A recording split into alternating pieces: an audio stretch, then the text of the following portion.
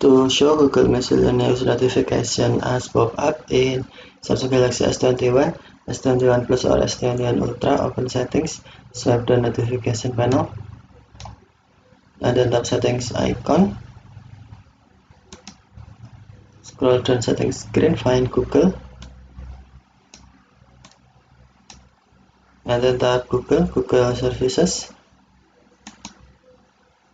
and then scroll down screen, select settings for Google Apps, and then tap Search Assistant and Voice. Select Notifications, and then tap Notifications. Select Miscellaneous. If you cannot find Miscellaneous, you must turn on Google Notification.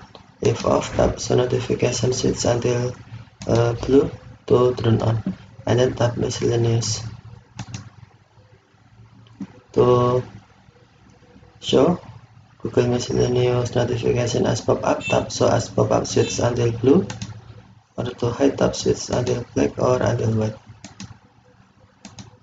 Okay, thank you for watching. Have a nice day.